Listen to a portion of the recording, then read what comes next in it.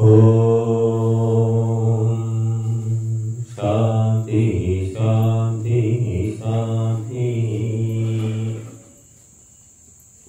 బంధువులారా, అత్యంత శ్రేష్టమైన కార్యము, అత్యంత కష్టమైన కార్యం మనం చేసాం, ముగించాం ఈరోజు. మరి భగవంతుడు కూడా నిరంతరము యజ్ఞాన్ని చేస్తున్నాడు.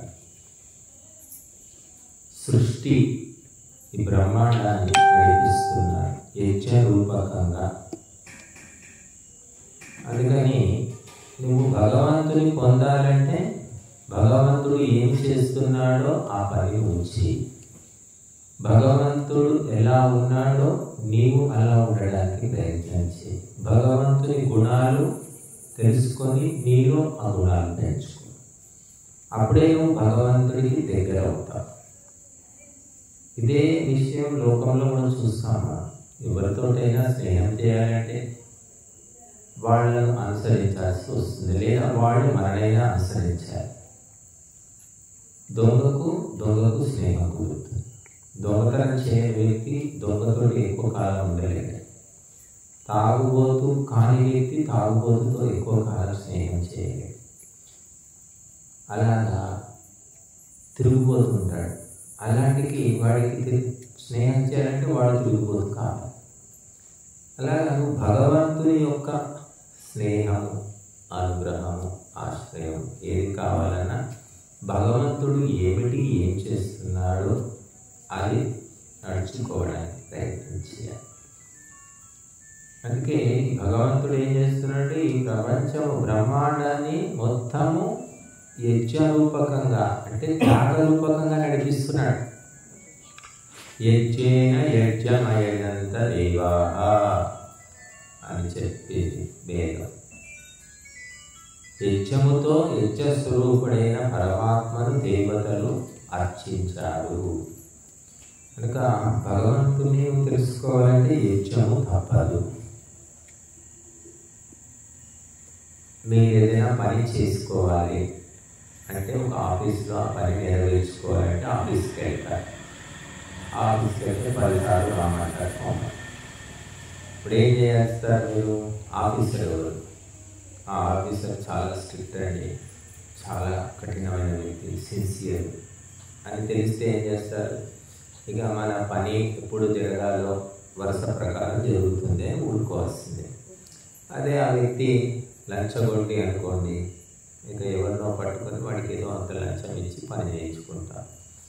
ఆ వ్యక్తి ఎవడో తాగుబోతు అనుకోండి, తిండిపోతా అంటేనేమో ఏమైనా స్వీట్లు బాక్సులు అవి ఇవి తీసుకెళ్ళి ఇస్తాం.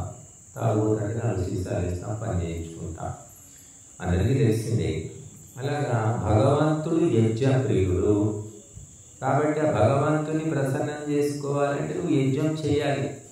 నువ్వు యజ్ఞం చేయకుండా నాకు భగవంతుడు అనుగ్రహం కావాలంటే అది కష్టం. అందుకే మనకు యజ్ఞ పరంపర అనేది ఉన్నది. మరి భగవంతుడు యజ్ఞము చేయడానికి అనుకూలంగా ఈ శరీరాన్ని తయారు చేశాడు, అనుకూలంగా ఈ ప్రపంచంలో ఈ దేశంలో అన్నీ ఇచ్చాడు. మీరు యజ్ఞం చేయాలంటే ఈ దేశంలోనే సాధ్యమా? మీరు ఎక్కడో ఇజ్రాయిల్ పోయి అక్కడ యజ్ఞం చేస్తాను, లేకపోతే అరబ్ దేశాలు ఉన్నాయి, కువైట్ ఉంది, ఏదో బహ్రెయిన్ ఉంది, ఎక్కడెక్కడో ఉన్నాయి ముస్లిం దేశాలు, అక్కడ పోయి హోమం చేస్తామంటే కుదరదు. అక్కడ చేయలేవు, ఆ వాతావరణమే కుదరదు. పోనీ యూరప్, జర్మనీ, లండన్ పోయి హోమం చేస్తా అంటే అక్కడ కుదరదు. మంచు కురుస్తూ ఉంటుంది, చల్లటి వాతావరణం ఉంది, ఈ చెట్లు దొరకవు. ఏదైనా చేసి అంటే సంకల్పం చేస్తే, తీవ్ర సంకల్పం ఉంటే వెనక ముందు చిన్నదో పెద్దదో చేయొచ్చు, చేయలేమని కాదు. కానీ ఇక్కడ ఉన్నంత సౌకర్యము, సౌలభ్యము అక్కడ మనకు ఉండదు. వాళ్ళు చేతులకు ఎందుకు గ్లోవ్స్ వేసుకుంటారు విదేశాలు, కాళ్ళకు సాక్స్లు ఎందుకు వేసుకుంటారు, దానికి షూస్ ఎందుకు వేసుకుంటారు, సూట్ ఎందుకు వేసుకుంటారు, బూట్ ఎందుకు వేసుకుంటారు, బెల్ట్ ఎందుకు పెట్టుకుంటారు, మెడకు టై ఎందుకు కట్టుకుంటారు, నెత్తికి హ్యాట్ అంటే చుట్టూ ఇలా కప్పులాగా ఉంటుంది ఆ టోపీ, ఇదంతా ఎందుకు పెట్టుకుంటారో ఆలోచించారు ఎప్పుడైనా? చెప్పండి, ఎందుకు పెట్టుకుంటారు? మంచు కురవకుండా చలి బారి నుంచి తప్పించుకోవడానికి వాళ్ళు చేస్తూ ఉంటారు. అందువల్ల అవన్నీ పెట్టుకుని హోమం చేస్తాము, అయ్యే పనే. కాబట్టి అవన్నీ చేస్తే చలికి చచ్చుకుంటాం. సమిధలు మండవు, ఆ మంచుకు ఆ చలికి చాలా బాధలు పడేవాళ్ళు ఒకప్పుడు. వాళ్ళు యూరోప్ కంట్రీస్ కానీ అరబ్ దేశాలు కానీ నిత్యం చావేవాళ్ళు. దేవుని దయ వల్ల, ఈ సైన్స్ టెక్నాలజీ వల్ల వాళ్ళు ఏదో బాగుపడి యంత్రాలు కనిపెట్టి ఆ హీటర్లు పెట్టుకుంటున్నారు, లేకపోతే ఈ కూలర్లు పెట్టుకుంటున్నారు, సముద్రపు నీళ్లను మంచి నీళ్ళుగా మార్చుకుంటున్నారు. లేకుంటే ఏముంది అరబ్ దేశాలు పెట్రోల్ పడకుంటే సముద్రం నీళ్ళు తప్ప ఎక్కడో ఎడారిలో ఉండే నీళ్ళు. ఒక 70 ఏళ్ళ కింద చూడండి వాళ్ళ ఇండ్లు ఎట్లా ఉన్నాయి, మట్టి ఇండ్లు. మన దగ్గర నయం. మరి చలికి తట్టుకోవడానికని ఎండాకాలం అంటే ఏదో కొద్ది నెలలు ఉంటుంది యూరోప్లో. వాళ్ళు ఏం చేసేవాళ్ళు, పూర్వం కట్టెలని సేకరించి ఇంట్లో అట్టి పెట్టుకునేవాడు. చలి తట్టుకోవడానికి ఒకటి కుంపటిలాగా వెలిగించి పెట్టుకునేవాడు కట్టెలతో. ఇప్పుడు అవసరం లేదు, హీటర్ వేసుకుంటే అయింది. మరి తీవ్రమైనటువంటి తుఫానులు, మంచు తుఫానులు వస్తే, మరి మంచు కురిస్తే ఆ కరెంటు కూడా పోతుంది, స్తంభాలన్నీ పడిపోతాయి, అప్పుడు చచ్చిపోవాల్సిందే చలి. ఇలాగా ఎన్నో రకాలైనటువంటి బాధలు వాళ్ళకు ఉన్నాయి, మనకు కూడా ఉన్నాయి. కానీ వాళ్ళతో పోలిస్తే మనకు అన్ని సౌకర్యాలు ఉన్నాయి. ఇవన్నీ ఎందుకు ఉన్నాయి? దేవతా వృక్షాలు ఉన్నాయి, మూలికలు ఉన్నాయి, మనకు వేదాలు చెప్పి చదివే పండితులు ఉన్నారు, ఇటుకలు ఉన్నాయి. పొగొస్తే ఫైర్ ఇంజన్ వస్తుంది విదేశాలు. ఇక్కడ ఇల్లు తగలబడిపోయినా ఫైర్ ఇంజన్ రాదు, మొత్తం గుడి దగ్గరకు వస్తాడు నెల్లిగా. అట్లా ఉంది వ్యవస్థ ఇక్కడ. కానీ మనకు విదేశాల్లో చాలా మంది చెప్తారు, పొగ వస్తే వాళ్ళు వచ్చేస్తారండి, పొగ రాకుండా చూసుకోవాలి, చేసుకోవాలి, దానికి ఏదో పర్మిషన్ తీసుకోవాలి అంటారు. లేకపోతే మన వాళ్ళు అక్కడ పోయి గుళ్ళు కట్టుకున్నారు, కొన్ని గుళ్ళు పోయి చేసుకోవాలి. ఇటువంటివి ఉంటాయి. మనం ఇక్కడ ఎన్ని కుంపట్లు, ఎన్ని కుండాలు వెలిగించుకున్నా ఎవరు అడిగేవాడి. అందుకే ఇది యజ్ఞ భూమి అంటారు, దేవభూమి, పేద భూమి అంటారు. యజ్ఞం చేసుకోవయ్యా, ఈ దేశంలో పుట్టిస్తే మనం ఏం చేస్తున్నాం అంటే యజ్ఞం లేదు, ఏమీ పోతాం విదేశాలు. కేవలం డబ్బు వస్తుంది, ఏమీ లేదు. పోయి డబ్బు బాగా సంపాదించి మళ్ళీ వస్తున్నారా అంటే ఒకసారి అలవాటైనాక, మందుకు అలవాటైనప్పుడు మానేస్తాడా? మానేస్తా అంటాడు, ప్రతిరోజు చెప్తాడు వాడు, రేపు కాదు ఎల్లుండి ఏకాదశి నుంచి మానేస్తాయా, లేదా పలానా పండుగ రోజు మానేస్తా అంటాడు. వాడు మాడు కాకపోదు. అలాగా విదేశాలకు పోతే అక్కడ ఏది సెటిల్ అయిపోతుంది. అక్కడ ఏదైనా భయంకరమైన ఒత్తిడి, వ్యతిరేకత వస్తే తప్ప అప్పుడు తట్టబుట్ట సర్దుకొని వస్తారు. ఆస్తులన్నీ, ఇల్లు, వాకిళ్ళు, పొలాలన్నీ ఊరుకొని రావాల్సిందే. భారతమాతకు చెయ్యి అనుకుంటూ వస్తారు. ఉక్రెయిన్ రష్యా యుద్ధం అయితే 20,000 పైన భారతీయులంతా పారిపోయచ్చు. ఇంకా ఆడపిల్ల ఏం చేస్తుంది? అత్తింట్లో ఆధారం లేనప్పుడు, అత్తింట్లో పరిస్థితులు బాగాలేనప్పుడు ఆ భర్త అనేవాడు ఉండి గుంటోడు ఉంటేనేమో అత్తిలు పట్టుకొని ఎంతో కొంత ఉంటుంది. వాడే పోయిన తర్వాత తట్టబుట్ట సర్దుకొని పుట్టింటికి చేరుతుంది. ఇక మన వాళ్ళు కూడా అంతే. మన వాళ్ళ ప్రతాపం ఎంతవరకు అంటే అక్కడ అనుకూలంగా ఉన్నవారికి వాతావరణం, వ్యతిరేకం ఉంటే తట్టబుట్ట సర్దుకోవడం, జై భారతమాత అప్పుడు గుర్తుకొస్తుంది భారతమాత. కనుక భారతదేశం ప్రపంచంలోకెల్లా ప్రత్యేకమైనది, విశేషమైనది, పవిత్రమైనది. అందుకని ఈ యజ్ఞం అనేది ఉంది కాబట్టి ఇది పవిత్రం. యజ్ఞం తీసేయండి, ఇంకేముంది? హిందూ మతం అంటున్నారు, క్రిస్టియన్ మతం, ఇస్లాం మతం, బౌద్ధ మతం, జైన మతం, యూదు మతం, సిక్కు మతం, అన్ని మతాల్లోకి ఇది డిఫరెన్స్ ఏమిటి అంటే యజ్ఞం అనేది ఉంటుంది. ఇది పక్కన పెడితే హిందూ మతం, అన్ని మతాలు ఒకటే. క్రైస్తవులు ఏం చేస్తారు? ప్రార్థన చేస్తారు, తింటారు. మహమ్మదీయులు ప్రార్థన చేస్తారు, తింటారు, నమాజ్ చేసి తింటారు. బౌద్ధులు కూడా ఏదో చేసుకుంటారు, తింటారు. మనం ఏం చేస్తాం చెప్పండి? మనం తింటామా? ముందు దేవతలకు సమర్పించాలి. దేవతలకు సమర్పించిన తర్వాతనే తినాలి. దేవతలకు ఎట్లా సమర్పిస్తామంటే అగ్నిహోత్రము ద్వారా. అప్పుడు మనము కూడా దేవతలము పవిత్రులం అవుతాం. ఇప్పుడు ఇంతకుముందు కట్టెలు పోయినప్పుడు పాతకాలంలో అందరూ కూడా వంట చేయగానే ఆ వండిన అన్నం ఆ కట్టెల పొయ్యిలో తీసేవాడు. ఒక ముద్ద తీసి కట్టెల పోయినప్పుడు అది చేసేవాళ్ళు. ఎందుకో వాళ్ళకి తెలియదు, వాళ్ళ నాయనమ్మ అమ్మమ్మ చేసేవాళ్ళు కాబట్టి చేస్తూ వచ్చారు. అది మనము మొదలు తినకుండా అగ్నికి సమర్పించాలనే మన ప్రాచీనమైన పరంపర అన్నమాట. అది తెలుసో తెలియక అనుసరించారు. కట్టెల పొయ్యి ఉన్నది రోజులు. కట్టెల పొయ్యి పోయి గ్యాస్ పొయ్యి వచ్చాక ఇంకేం గ్యాస్ పొయ్యి కొనుక్కుంటున్నారు, గ్యాస్ స్టవ్లు వచ్చేసి. కాబట్టి ఈ దేశం అంతా కూడా యజ్ఞము చేయడానికి అనుకూలంగా. పట్టణం వెళ్తే మనకు చాలా కష్టం యజ్ఞం చేసుకోవడం, కట్టెలు కొనుక్కోవాలి. మరి యజ్ఞం చేయాలంటే వాకిలు ఉండదు, ఇంట్లోనే చేసుకోవాలి. ఇంత పెద్ద యజ్ఞం ఇంట్లో చేసుకుంటే పోవడానికి కిటికీలు ఉండవు, పొగబడుతుంది. కిరాయి ఇంట్లో అంటే అసలే కుదరదు. సొంత ఇల్లు అయితేనేమో అయ్యో ఏంటి ఇల్లంతా నిలబడిందని వచ్చిన వాళ్ళు అంటారు. ఇలా రకరకాల సమస్యలు ఉంటాయి హైదరాబాద్. ఇక్కడ ఊరు కట్టెలు దొరుకుతాయి, వెతుక్కుంటే కట్టెలు దొరుకుతాయి. మరి ఎక్కడైనా సరే మనం హోమం చేసుకోవచ్చు. ప్రతి ఇంటికి కూడా వాకిలు ఉంది, పెద్ద పెద్ద ఇళ్ళు ఉన్నాయి.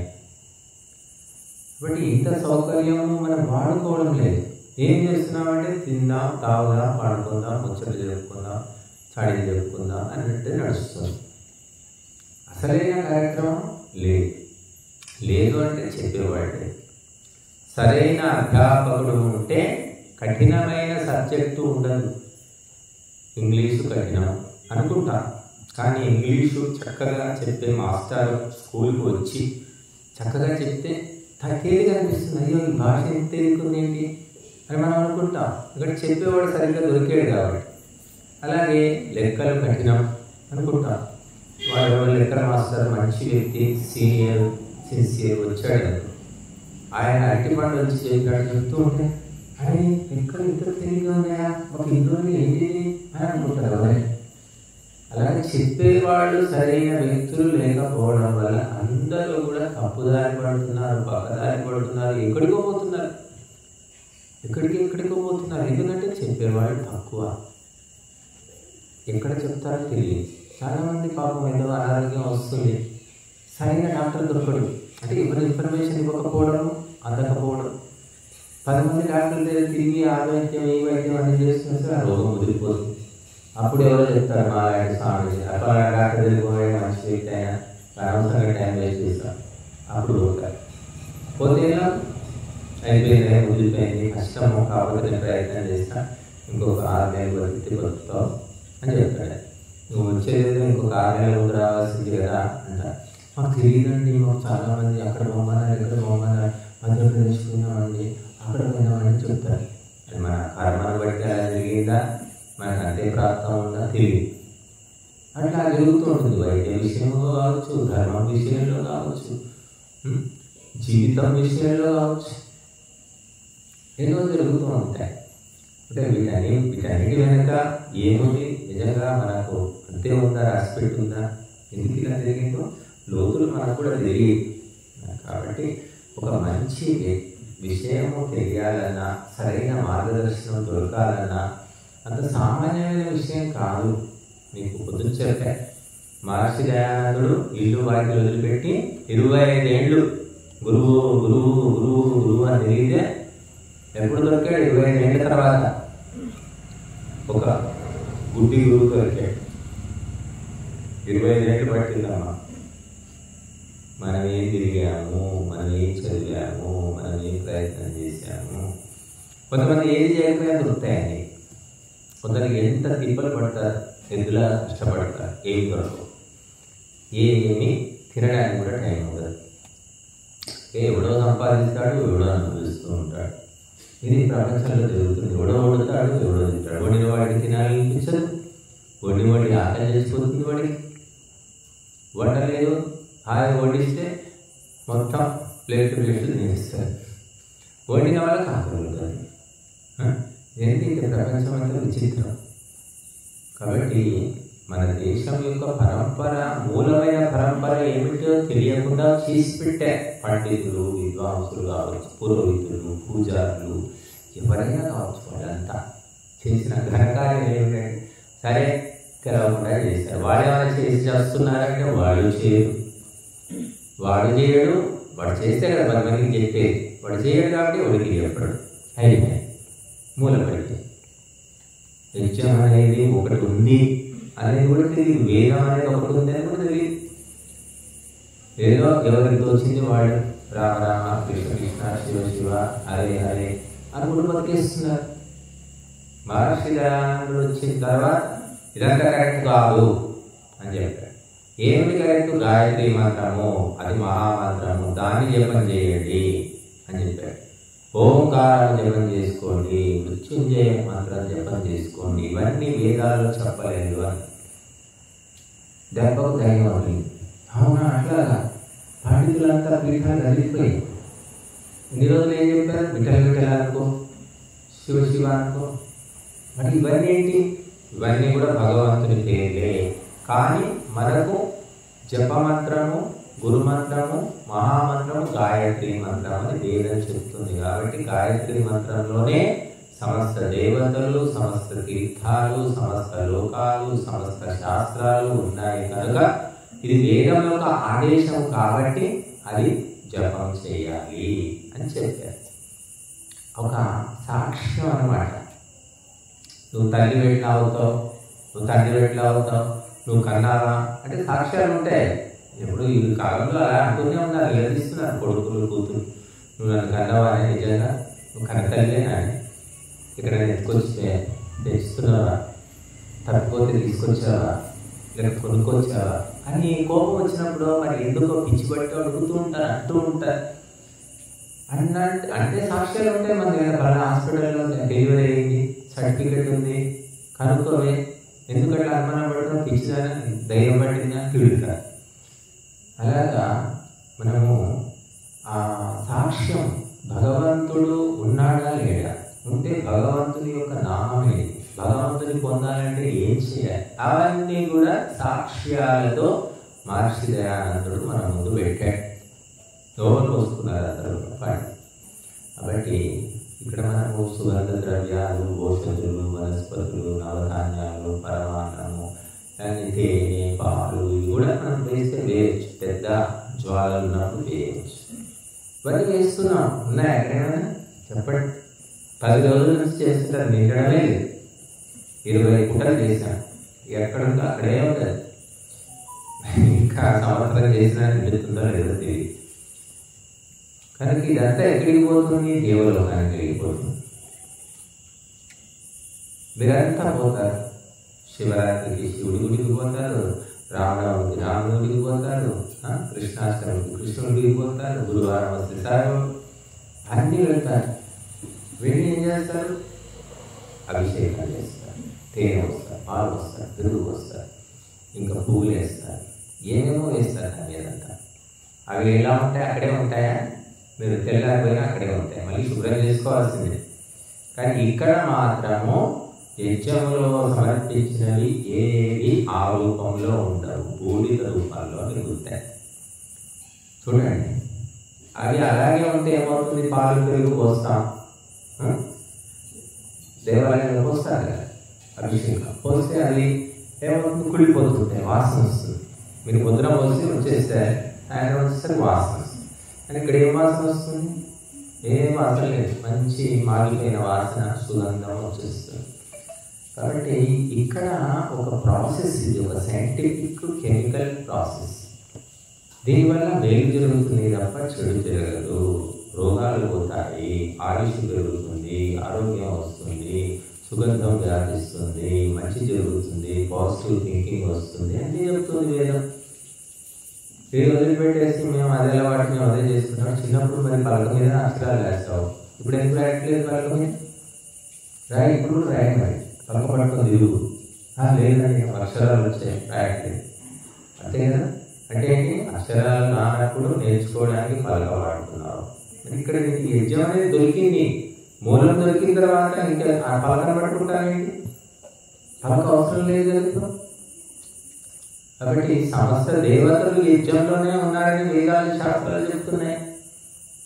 లేదు నేను అటుపోతాను, ఇటు పోతాను, అటుపోతాను, పో, సమయం ఉంటే పో, పనిపాటు లేకుంటే తిరుగు, తీరుకుంటే తిరుగు, డబ్బులుంటే తిరుగు. తిరుగుతున్నారు, అట్లా తిరిగిపోతున్నారు, నష్టపోతున్నారు, డబ్బులు పోతున్నాయి. పుణ్యక్షేత్రాలకు పోతే దొంగలు అక్కడే ఉంటారు, వాళ్ళ మొత్తం కంపెనీలనే అక్కడే. వీళ్ళు పాపం కాశీకి పోతారు, తెలుగు వాళ్ళంతా ఎక్కువ కాశీ పోతారని తెలుగు వాళ్ళు అనేవాడు. అక్కడంతా దోపిడీ దొంగతనాలు జరుగుతాయి, పండితులు దోచుకుంటారు. ఆ దోపిడీ పోయి పోలీస్ స్టేషన్ రిపోర్ట్ ఇస్తారు, గొలుసు పోయింది, అది పోయింది, ఇది పోయింది. రిపోర్ట్ ఇచ్చి అక్కడే ఉంటారు. ఇల్లు వాకిలు ఉంది రావాలి. వచ్చిన తర్వాత ఎవడు పోవాలి మళ్ళీ పోలీస్ స్టేషన్కి? ఎవడు అడుగుతాడు? మనము 1000 కిలోమీటర్లు 1800 2000 కిలోమీటర్లు పోవాలి. అంత దూరం పోయి మళ్ళీ నువ్వు రిపోర్ట్ చేస్తావా? అని నగ పోయినా నగ వస్తుందా? అవసరమా? నగలు వేసుకొని పుణ్యక్షేత్రాలను ఎందుకు వెళ్తున్నారు? పిచ్చి బట్టి వెళ్తున్నారు. మామూలుగా పోవచ్చు కదా, ఏదో మామూలుగా 10 రూపాయల గొలుసు 50 రూపాయల గొలుసు వేసుకొని పోవచ్చు కదా. ఎంతో మంది అట్లా లక్షల మంది నష్టపోతున్నారు, కానీ మింగలేక, కక్కలేక, చెప్పుకుంటూ తింటారు కదా. బుద్ధి ఉండాలి, నువ్వు 50,000 గొలుసు వేసుకొని పోతావా, 1,00,000 రూపాయల గొలుసు ఇంట్లో పెట్టిపోవచ్చు కదండి అని మళ్ళీ తింటారని వచ్చి చెప్పారు. అట్లా తెలివి లేకుండా ఎక్కడెక్కడో తిరుగుతూ ఉంటారు, అవస్థలు పడుతూ ఉంటారు, పిల్లలు తప్పిపోతూ ఉంటారు. మన ఊరు కాదు, మన గాలి కాదు, నీరు కాదు, ఎన్నో అవస్థలు, రోగాలు వస్తుంటాయి. ఒక్కోసారి తీవ్రమైనటువంటి అనారోగ్యం వచ్చి పడిపోతారు, యాక్సిడెంట్ అవుతూ ఉంటాయి. తిరుగుతూ ఉన్నారు. దేనికోసం తిరుగుతున్నారు? యజ్ఞం కోసమా? యజ్ఞం కోసం కాదు. ఏమిటో తెలియదు. అందరూ వెళ్ళారు, నేను కూడా వెళ్ళాలి అని వెళ్తున్నారు. నువ్వు ఎక్కడికైనా వెళ్ళు, అక్కడ యజ్ఞం చేయాలి అనే భావనతో వెళ్ళు, నీకు ఎటువంటి ఆటంకం. రాముడు అడవికి పోయాడు. అడవిలో మరి పులి కానీ, సింహం కానీ, కొండచెరువు కానీ, పాము కానీ ఏమి వాళ్ళని ఏం చేయలేదే. 14 ఏళ్ళు ఉన్నారు కదా, మరి ఏం చేయలేదు, ఎందుకు చేయలేదు? ఉంటారు వాళ్ళు. వాటికి మన రోజు తినిపించాడు, భోజనాలు పెట్టాడు. చెప్పండి, అడవి మామూలు అడవులు కాదు. అప్పట్లో ఎంత భయంకరమైన అడవులు ఉండే. మనుషులతోటే వాళ్ళకి సమస్యలు వచ్చాయి, జంతువులతో, మృగాలతో రాలేదు. చూడండి, మనుషులు అంటే రాక్షసులు అంటాం మనం. దుర్మార్గులను రాక్షసులు అంటారు. వాళ్ళు మనుషులే, వాళ్ళ వల్లనే సమస్యలు వచ్చాయి తప్ప వాళ్ళకి పాపం ఎలుగుబంట్లతో కానీ, మరి పాములతో కానీ, తేళ్లతో కానీ. తేలు కలిసింది అనే విషయం కూడా లేదు. అన్నింటితో ఒక తేలు కూడా ఎందుకు కలవలేదు? మనకి అప్పుడప్పుడు ఏదో ఒకటి కుడుతూ ఉంటుంది, తేలో, పురుగో, చీమో. కనీసం చీమ కలిసినట్టు కూడా మనం రామాయణంలో లేదు. అంటే ఏంటది? ఎందుకు అలా జరిగింది? మనకెందుకు జరగట్లేదు? వాళ్ళు నిరంతరం పొద్దున సాయంత్రం యజ్ఞము, సంధ్య, మహర్షుల ఆశ్రమాలకు పోవడం, వాళ్ళు చెప్పిన ఉపదేశాలు వినడం, యజ్ఞాన్ని అడ్డుకునే దుష్ట శక్తులను నిరోధించడం, దుర్మార్గులను చంపిపాయడం, ఈ పని చేశారు. యజ్ఞ రక్షణ. అందుకే వాళ్ళు హాయిగా ఏమి కాదు. మంచి పని చేస్తుంటే ఏమవుతుంది? పిచ్చి పనులు, పరిమాల పనులు, వేద విరుద్ధమైన పనులు వచ్చేది పోయేది. ఇక్కడ ఎలా ఉంది మీకు? ఎవరైనా తోసేస్తున్నారా? ఎవరైనా లాగేస్తున్నారా? అవస్థలు లైన్లో నిలబడాలి, కాళ్ళు లాగేస్తూ ఉంటాయి. ఎప్పుడు దర్శనం అవుతుందో, ఎప్పుడు దర్శనం అవుతుందో, ఇదే బాధ. ఇక్కడ రోజు దర్శనం, ప్రశాంతంగా ఉంది. ఇక్కడ ఎవరెవరిని చూసుకోవాల్సిన పని లేదు, విసుగు చెందాల్సిన పని లేదు, బాధపడాల్సిన పని లేదు, పైసలు ఖర్చు ఇవ్వని లేదు. ఇస్తే ఇస్తున్నారని ఎవరి వాళ్ళని ఎవరు అడగట్లేదు. ఎవరైనా సరే ఇచ్చినా అంతే, ఇవ్వకపోయినా అంతే. మరి ఈ వ్యవస్థ బాగుందా, ఆ వ్యవస్థ బాగుందా? ఒకసారి ఇంటికి పోయాక కూడా 100 సార్లు ఆలోచించుకోండి. దేనివల్ల శాంతి దొరుకుతుంది? నిజమైన శాంతి ఎక్కడ? మీరు ఎన్నో తిరిగి వచ్చారు, తిరగొద్దని చెప్పట్లేదు, తిరగండి. కాకపోతే నిజమైన శాంతి ఎక్కడుందో ఒక్కసారి మీరు అంచనా తేడా తెలుసుకోండి. అమ్మాయి పెళ్ళి అత్తగారికి పోతుంది, అత్తగారి చుట్టాలు ఉంటారు, ఎవరెవరికో వెళ్తుంటుంది, పిలుస్తుంటారు, పోతారు. ఎంత ఎక్కడికి పోయినా పుట్టింటితో సమానం అనుకుంటున్నామా? అనుకోదు. ఎక్కడ పోయి ఎంత ప్రేమ చూపించినా ఇవన్నీ కొద్ది రోజులే, మళ్ళీ 4 రోజులు ఉన్నాయంటే ఎవడు పట్టించుకోడు అని తెలుసా. మళ్ళీ పుట్టింటి మీదనే నమ్మకాలు. మీరు ఎక్కడికైనా పోండి, గ్యారెంటీ రాసిస్తాను, యజ్ఞంలో తప్ప ఇంకెక్కడ శాంతి లేదు. ఇది పుట్టిల్లు, ఇది వేదమాత పుట్టిల్లు. ఇక్కడ త్యాగం ఉంది, దానం ఉంది, సేవ ఉంది, సమర్పణ ఉంది. ఇక్కడ దాచిపెట్టుకోవడం లేదు. నువ్వులు తెస్తున్నారు, కొబ్బరి తెస్తున్నారు, బెల్లం తెస్తున్నాను, ఏమైనా బెల్లం నువ్వులు దాచిపెట్టుకొని ఉండలు చేసుకొని తింటున్నావా? చెప్పండి. ఈరోజు తింటే ఎవరు చూడబోయా? కానీ తినడం లేదు. ఎందుకంటే తినకుండానే శక్తి వస్తుంది, అందులో వాయు రూపంలో శక్తి వస్తుంది. మన ఒక్కరికి అందరికీ వస్తుంది. కాబట్టి త్యాగం ఎక్కడ ఉందో అక్కడ భయం ఉండదండి. ఒక తల్లికి భయం ఉండదు. తల్లిని చూసి అందరూ భయపడతారు. గవర్నమెంట్ కూడా దిగి వస్తుంది, ఒక అధికారి కూడా దిగి వస్తాడు. మీరు చూస్తుంటారు కదా అప్పుడప్పుడు వీడియోలు. చంద్రబాబు నాయుడు ఏమా రా, నీకు పెన్షన్ వచ్చిందా, ఎట్లున్నావమ్మా అని అడుగుతుంటాడు. ఒక తల్లి అంటే అందరూ భయపడతారు, తల్లి ఎవరికి భయపడదు. ఎందుకంటే ధర్మం అనేది ఉంది, దానం త్యాగం అనేది ఉంది ముఖ్యంగా. కాబట్టి ఎక్కడ త్యాగం ఉందో అక్కడ భయం ఉండదు. అన్నీ వదిలేసిపోతున్నాం, రోజు పడుకుంటున్నాం. గిన్నెలు ఉన్నాయి, గ్యాస్ స్టవ్ ఉంది, అన్నీ ఉన్నాయి. మరి అది దేవుడి మీద భారం. దీనికి ఇన్సూరెన్స్ ఎవరంటే దేవుడే. ఆ దేవుడు దయచేసినంత వరకు ధర్మం, మన దగ్గర ధర్మం ఉన్నంత వరకు, త్యాగం ఉన్నంత వరకు ఉంటాయి. కాబట్టి త్యాగ భావన నేర్పిస్తుంది యజ్ఞము. ఒక సహకార భావన, ఐకమత్య భావన నేర్పిస్తుంది. ఇక్కడ ఏ కులము, ఎవరు ధనవంతులు, ఎవరు ఇంకేదో శక్తివంతులు, ఎవరి దగ్గర ఎన్ని కోట్లు ఉన్నాయి, ఏమీ లేవు, ఎవరికి తెలియదు, ఎవరికి అవసరం లేదు కూడా. మనం వచ్చాం, ఎందుకు వచ్చాం? ఇక్కడ తెలుసుకోవడానికి, ఇక్కడ శాంతిని పొందడానికి వచ్చాము. కాబట్టి అందుకే ఈ అగ్నిహోత్రాన్ని ఏమంటారు అంటే కల్పవృక్షము, కామధేనువు అని చెప్పారు. అక్షయ పాత్ర అని కూడా చెప్పారు.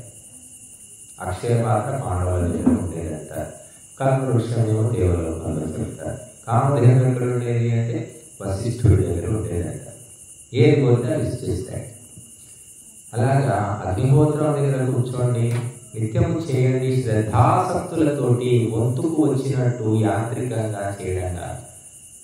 ఏ పనైనా సరే యాంత్రికంగా తప్పనిసరిగా తద్దినం అనుకొని చేస్తే అది ముందుకు వెళ్ళాలన్నమాట. ఒక సేవకుడు, ఒక దాసి, సర్వెంట్, వాళ్ళ పని ఇల్లు ఊడ్చే పని అనుకుందాం. నీట్గా వంక పెట్టకుండా, ఒక గడ్డి కొంచ లేకుండా చక్కగా ఊడ్చి పెడితే ఆమె జీవితం అంతా ఒక పని, ఏ పని అప్పచెప్పారు ఆ పని సక్రమంగా ఆమె చేసుకుంటే ఆమె ఉత్తమ గతులు పొందుతుంది. ఆమె మనస్సు కూడా ఏకాగ్రం అవుతుంది. ఎవరికి ఏ పని అప్పచెప్పితే అది వంక పెట్టకుండా చేయాలి.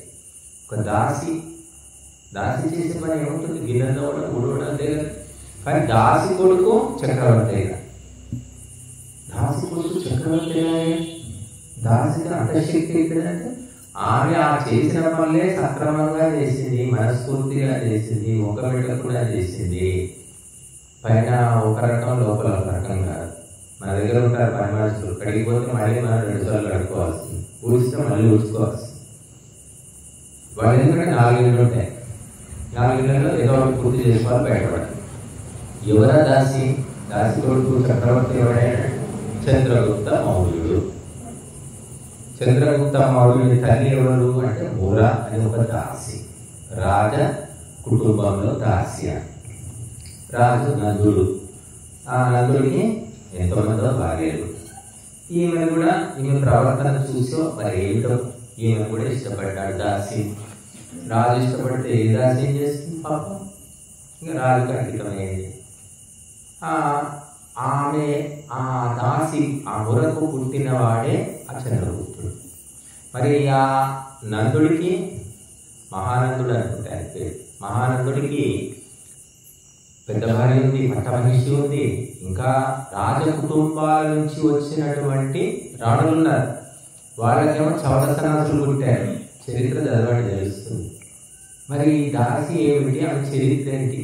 ఆమెకేమో మహావీరుడు పుట్టాడు. ఏంటి విచిత్రము అంటే అదే విచిత్రం.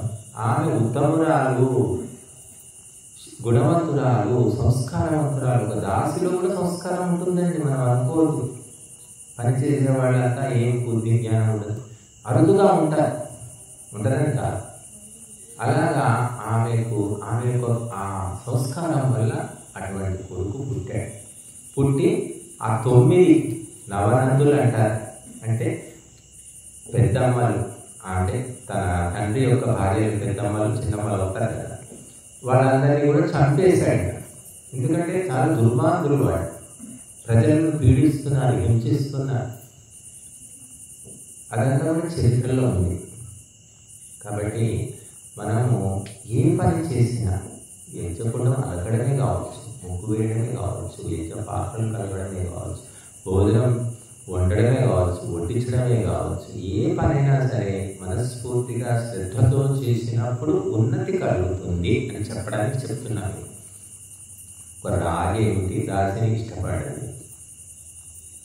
మళ్ళీ చూడండి, మహాభారతంలో కూడా ఒక ఉదాహరణ ఉంది. విదురుడు అనే ఒక మహా పండితుడు ఉన్నాడు, నీతి కోవిదుడు అంటారు. విదురుడు ధృతరాష్ట్రుని సభలో, ఆయన తల్లి ఎవరంటే దాసి. దాసికి ధర్మాధర్మాలు చెప్పేటటువంటి గొప్ప పండితుడు పుట్టాడు. చూడండి, కాబట్టి మనం ఎవరిని కూడా పనివాళ్ళు అందరూ సరిగ్గా చేస్తారని నేను అను, కానీ అందులో కూడా ఉంటారు. దొరలంతా బుద్ధిమంతులు కాదు, పని వాళ్ళంతా బుద్ధిహీనులు కూడా కాదు. కాబట్టి ఎక్కడో అక్కడ విచిత్రమైనటువంటి జరుగుతూ ఉంటాయి. కాబట్టి మనం ఇటువంటి యజ్ఞం దగ్గర మాత్రం చాలా ఒళ్ళు దగ్గర పెట్టుకొని చేసుకోవాల్సి ఉంటుంది. ఎందుకంటే ఇది దేవతల సభ, ఇది దేవతల లేవడ యజ్ఞశాల. దేవతలంతా ఉంటారు అక్కడ, చూస్తున్నారు అక్కడ మనల్ని అదృశ్యంగా. ఇప్పుడు డ్యూటీ అయితే వెళ్ళిపోయారు దేవతలు. అగ్నిహోత్రం జరిగినప్పుడు దేవతలంతా మొత్తం మళ్ళీ అబ్జర్వ్ చేస్తుంటారు, ఏం చేస్తున్నారు, ఎలా కూర్చున్నారు, ముచ్చట్లు పెడుతున్నారా, దిక్కులు చూస్తున్నారా, నవ్వుతున్నారా, వీళ్ళకి శ్రద్ధ ఉందా లేదా అన్నీ కూడా వాళ్ళు నోట్బుక్లో రాసుకుంటారు. కాబట్టి ఎవరు చూడలేదు. అందుకే యజ్ఞశాలలో మాట్లాడగట, ఎక్కడైనా మాట్లాడకూడదు. యజ్ఞశాల గడప దాటి లోపలికి వచ్చామంటే నోరు మూపడాలి. ఇక్కడ దేవతలు అక్కడ ఉన్నారు. యజ్ఞ సంబంధమైన మాటలు తప్ప వేరే అవసరమే లేదు. క్లాసులో 50 మంది పిల్లలు మాట్లాడితే పాఠం ఏం చెప్తాం? మాట్లాడాల్సింది ఎవరు క్లాసులో? అధ్యాపకుడు మాట్లాడాలి, మిగతా వాళ్ళు వినాలి. వాళ్ళు మాట్లాడడం అంటే సందేహం ఉంటే అడగవచ్చు. కాబట్టి ఒక గొప్ప పరంపర, ఒక శక్తి కేంద్రం ఇది యజ్ఞం. దీన్ని మర్చిపోయినందుకు భారతదేశం పరిస్థితి ఎంత ఘోరంగా ఉంది అంటే అంత ఘోరంగా ఉంది. దోపిడీ, మోసము, కుటిలత్వము, వంచన, ఎక్కడ చూసినా దేవుడి పేరు మీద, ధర్మం పేరు మీద దోచుకోవడం. ఏం చేసుకుంటారు అర్థం కాదు.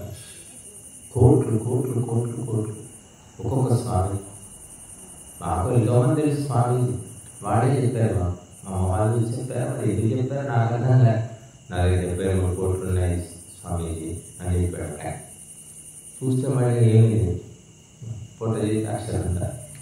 ఇంకొక ఆయన నా దగ్గర 200 కోట్లు ఉన్నాయని చెప్పి. నేను చెప్పండి మీ దగ్గర కోట్లు ఉన్నాయని అడగలేదు. మరి వాళ్ళు ఎందుకు చెప్పారు నాకు అర్థం కాదు.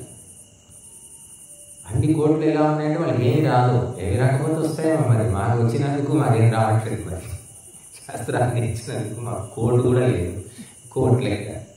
కాబట్టి కోట్ల రూపాయలు ఉన్న వాళ్ళ దగ్గర లేని ఆనందం మా దగ్గర ఉంది, ఆరోగ్యం ఒకటి ఉంది, చాలా. కాబట్టి రామాయణం అంతా యజ్ఞమే ఉందమ్మా, చదవండి రామాయణం. రాముడు చేసిన ఘనకార్యం అదొకటే. పాండవులు కూడా 13 ఏళ్ళు అరణ్యవాసం ఏం చేశారు? నిత్యం అగ్నిహోత్రం అని ఉంది మరి పాండవులు. మరి మనం ఏం చేస్తున్నాం? వెళ్ళిపోండి రాయలసీమ పోండి. రాయలసీమ పోతే ధర్మరాజుకు గుడి ఉంటుంది, ద్రౌపదికి గుడి కట్టారు. ఓళ్ళనే గుళ్ళు వాళ్ళకి రాయలసీమ. వాళ్ళకు రథయాత్రలు చేస్తారు, పూజలు కొలుపులు జాతరలు జరుగుతూ ఉంటాయి. మన దగ్గర ద్రౌపది అనే పేరు కూడా ఉంటుంది, పేరు కూడా పెట్టుకుంటారు. మన ఎవరైనా పెట్టుకుంటామా? ఇక్కడ కూడా దేవతలు. ఎందుకు దేవతలు అంటే అన్ని బాధలు కష్టాలు పడ్డారు, ధర్మం కోసం నిలబడ్డారు కాబట్టి దేవతలు. మనం నిలబడుతున్నాము, పోనీ నిలబడ్డ వాడికి సహకరిస్తున్నాము, సహకరించినాడు సార్. కాబట్టి యజ్ఞాన్ని మనం అర్థం చేసుకుంటే ఎంతో గొప్ప మార్పు కలుగుతుంది. కుటుంబ సభ్యులు నమ్ముతున్నారు, వాడు తమ్ముడు నా ప్రాణ సమానం అంటాడు, తమ్ముడు అంటారు, అన్న అంటారు. మరి అన్న తమ్ముడు అక్క చెల్లెలు అత్త మామలు వీళ్ళందరినీ ఏం చేయాలి? ఎంత నమ్మాలో అంతే నమ్మండి, ఎంత సేవ చేయాలో అంతే చేయండి. ఎప్పుడూ 24 గంటలు వాళ్ళ చెప్పిపోయినా వాళ్ళకేనా? ధర్మానికి ఏం చేస్తారు? మీరు మీ దగ్గర ఎంత సమయం ఇస్తారు, ఎంత డబ్బులు ఇస్తారు, ఎంత శక్తిని ఇస్తారు? ధర్మానికి ఏమీ లేదు. బంధువులు, చుట్టాలు, ఫ్రెండ్స్, పేరటాలు, పెళ్ళిళ్ళు, తద్దినాలు ఇవే తిరుగుతుంటారు. తిరిగిలో తిరిగినట్టు సంసారం చాలా అయిన దానికి కాని దానికి. సరే చాలా దగ్గర వాళ్ళు, పోకుంటే బాగుంటుందని పోవడం వేరు. ఎవడో ఉంటారు దూరం, అంత దూరం కూడా వెతుక్కుంటూ వెళ్తారు. తప్పించుకోవడానికి 100 దారులు ఉన్నాయి, కానీ తప్పించుకోరు. ఇక్కడ మాత్రం తప్పించుకోవడానికి ట్రై చేస్తుంటారు. ఎందుకంటే ఇక్కడ ఏం వచ్చి అడిగేది లేదు, ఇలా తీసేది లేదు, ఇచ్చేది లేదు, తీసుకునేది లేదు, ఏముంది అనుకుంటారు. కాబట్టి సంసారం లోపల కర్తవ్యాలు ఉంటాయి. కాకపోతే ప్రధానం ఏమిటి, అప్రధానం ఏమిటి తెలుసుకొని సమయాన్ని కేటాయించుకోవాలి. ప్రతి దానికి తగుదునామా అంటూ తిరిగితే నష్టమే తప్ప లాభం ఉండదు. అత్యవసరమైనప్పుడు మనం పోకుంటే పని జరగదనుకున్నప్పుడు పోవడం వేరు. పిలవకపోయినా పోయి పెత్తనాలు చేస్తే, సహాయం చేస్తే బంధువుల్లో ఏమవుతుంది? సులువుగా అయిపోతారు.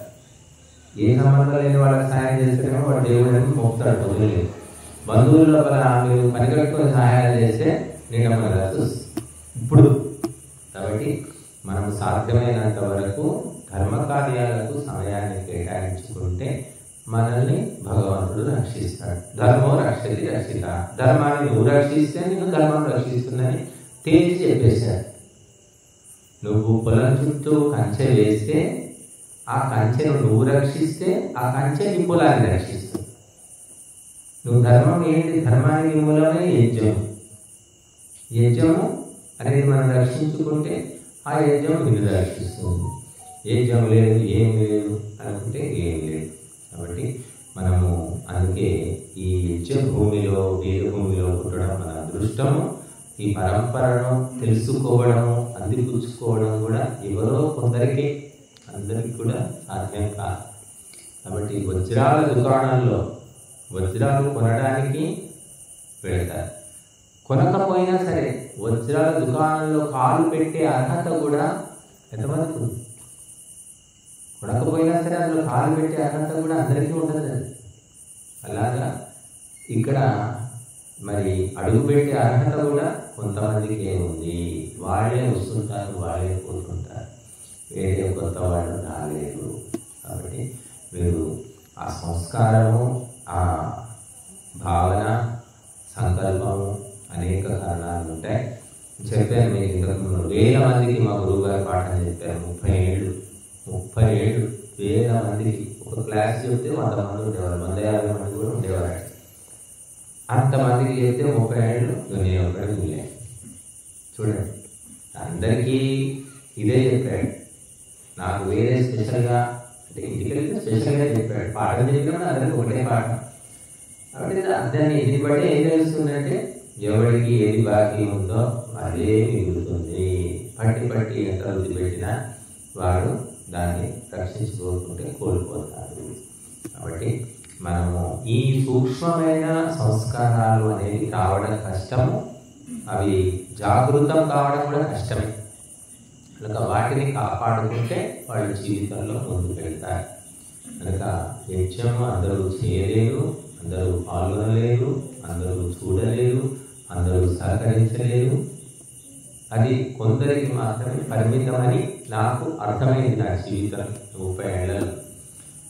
కాబట్టి మాకు ఎన్నో పరిచయాలు ఉన్నాయి, కానీ వాళ్ళ పాపం బాగానే ఉంటారు, సహకరిస్తారు, ఏదైనా సహాయం చేస్తారు, ఇంటికి వెళ్తే గౌరవిస్తారు, కానీ నిత్యం మాత్రం చేయరు. అలాంటి వాళ్ళు బోల్డ్ భక్తులు ఉన్నారు మాకు. కాబట్టి అదంతా సంస్కారానికి సంబంధించింది. ఇప్పుడు మీరందరూ కూడా 10 రోజుల పాటు చాలా మంది సహకరించారు. సహకరించడం అంటే ఏం లేదు, వచ్చి కూర్చున్నా సహకరించినట్టే. కాబట్టి మీ అందరికీ కూడా ధన్యవాదాలు. రేపు మనం పూర్ణావృత కార్యక్రమాన్ని ముగించుకుంటాం.